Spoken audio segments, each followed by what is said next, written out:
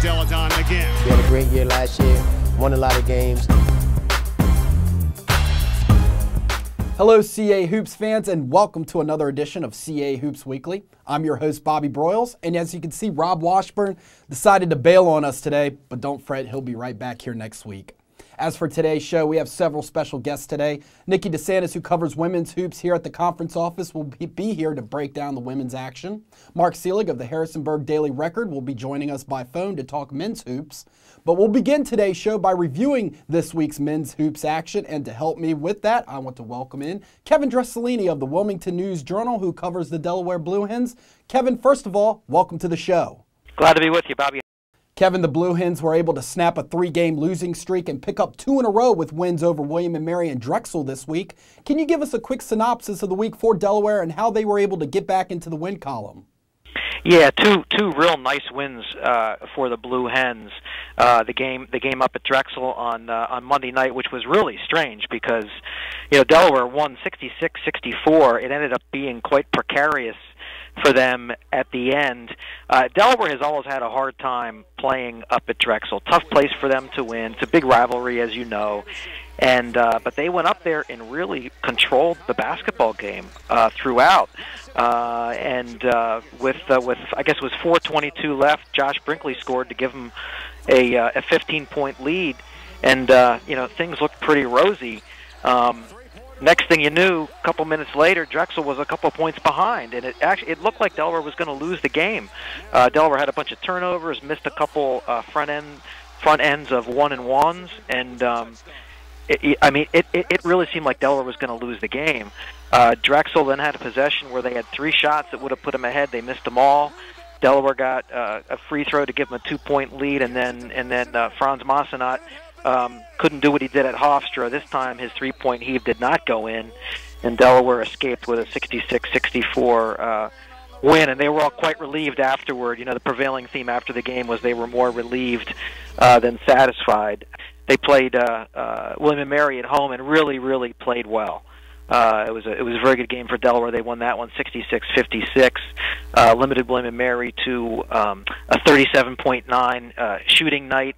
29.6 in the first half. That's always the key when you're playing the Tribe. Try to keep them from strafing you from behind the arc. And I think they only made 2 3-pointers in the first 25 or 30 minutes of the game. So Delaware did a nice job of defending them, and they were really worried about that since they only really had a day to get ready for them. So they felt quite satisfied with that win. So it was a couple bounce back games for the Blue Hens after they'd lost 3 in a row. The Blue Hens take on UNCW on Saturday. What matchup are you looking forward to the most when these two teams square off? Well, yeah, it's always going to be interesting to see what happens when Keith Rendelman and Jamel Hagans go at it. I mean, two guys who can rebound, who can score, who can do everything you want guys in the post to do. That's certainly the matchup that it's going to be fun to watch. Rendelman has had some pretty good games against Delaware too, so they're going to have to be very wary of him. I haven't paid a whole lot of attention to UNCW yet this year because the Hens haven't played them yet. But it seems like they've had a few things going well for them lately. I mean, going up and winning at Hofstra last week when they had to fly up there Saturday morning and then play Saturday afternoon. That's a real nice win for them. And of course, I guess they'll be a little bit rested. Because this game will be Saturday, and they're not playing a midweek game this week, so that certainly bodes well for the Seahawks. Thank you again, Kevin, and we will talk to you a little later in the show to discuss the Delaware women's team. You betcha, Bobby. Now we bring in the Daily Record's Mark Seelig, who covers JMU men's hoops. Mark, the Dukes knocked off Hofstra Thursday to move to 7-3 in conference play, and they have been doing it with defense and some very talented freshmen. Yeah, the Dukes are already 2-0 this week. They went to UNC Wilmington and won 63-56. That was just their second road win of the week, or of the year, rather. And I think that really gave them some confidence because last night they just began rolling against Hofstra. In the second half, they won a 16-2 run. And you can really see this team starting to come together, starting to get a little more confidence. I asked Rayshon Goins after the game, on a confidence scale 1 to 10, where do you think you guys are right now? And I know that's kind of an arbitrary thing to ask and for someone to quantify, but he said, we're about an 8 and 8.5. We're hot right now, and I don't want to sound too cocky and say 9, but they're definitely confident. They even talked after the game about running the table the rest of the way, and there are 8 CAA games left. So this team believes it can win finally, and lately it's been doing it with 4 straight. This leads us to this weekend's rubber match between George Mason and JMU. Mason rallied in the second half to knock off the Dukes the first time around. What are the keys to Saturday's critical conference matchup? Yeah, well, when you look at the first time they played, George Mason out-rebounded JMU 44-25. And ever since then, though, it seems like the team's fortunes on the glass have flipped. The Patriots have lost the rebounding battle in their next 4 games. JMU, meanwhile, has out-rebounded teams by a plus 51 margin in its last 4 games. And it's kind of getting it done with a gang rebounding philosophy. There isn't one guy who's putting up, double digits every night. So that could be an interesting thing to look at. Mason struggled last night on the glass against Drexel. That's one of the things that Paul Hewitt was bemoaning in his post-game press conference. So if JMU is, they're not as big as George Mason, but if they can be the more energetic and athletic team Saturday, then, they can come away with a win, which is very rare in this series. George Mason has absolutely dominated over the last decade or so. Mark, thank you for your time, and we'll catch up with you again soon. All right, thanks, Bobby.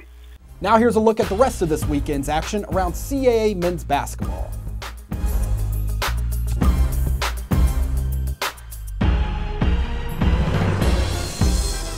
Now over to the women's side, we bring in Nikki DeSantis, who covers the women's hoops here at the CAA. Welcome to the show, Nikki. How are you? I'm doing well, Bobby. Thanks for having me. Nikki, an exciting game Thursday in Norfolk between 2 teams near the top of the CAA standings as the Lady Monarchs get a big win over the Drexel Dragons. Very true, Bobby. Old Dominion knocked off Drexel 53-50. Came down to the last 7 seconds of the game. Lady Monarchs battled back late, taking the lead behind clutch shooting and free throws, and they played solid defense against the CAA's second-place team. Drexel came into Thursday's game having won 6 of their last 7 contests. Old Dominion had a balanced attack. Jackie Cook led with 14 points. Shea Kelly added 9 points, 10 rebounds, and Tiffany Miner added 12 points. Holly Mershon did lead the Dragons with 22 points, but fell short in that contest. The Lady Monarchs look to build on that win as they play host to UNCW Sunday afternoon, in a game that can be seen on Comcast Sportsnet Regional Networks and WECT in Wilmington. Now here's the rest of Sunday's lineup around CAA women's basketball.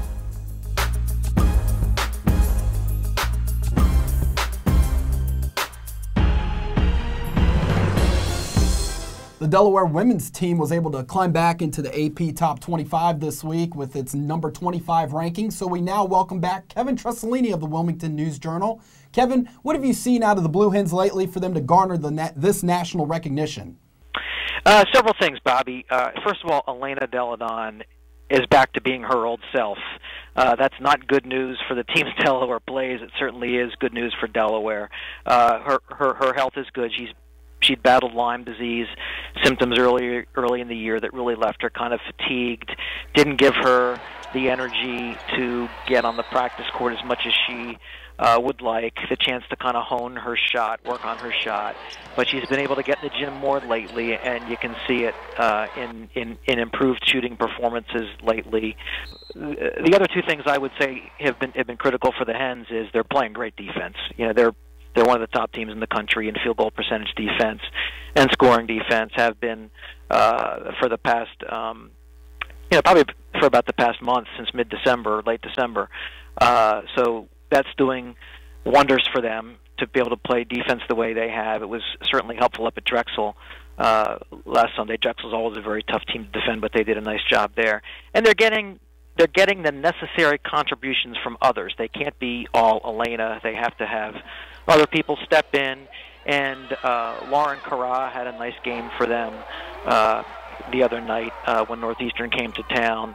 She was scoring a little bit. Kayla Miller had a career-high 11 points at Drexel, a career-high 9 assists against Northeastern, so she's been contributing some.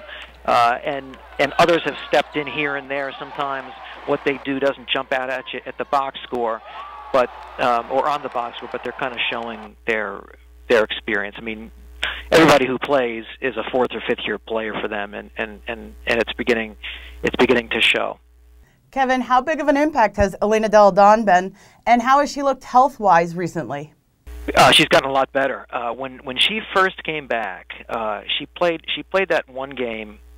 She played the one game against Providence, which was November 20th. That was Delaware's third game. She kind of jumped back in there, probably wasn't quite ready. Then it was another month before she played again, and that was the Maryland game. And you could see against Maryland, you could see the games before Christmas and then right after Christmas that she was really huffing and puffing. You'd see when she got down the court on defense, she'd often have to put her hands on her knees and take a little rest, things like that.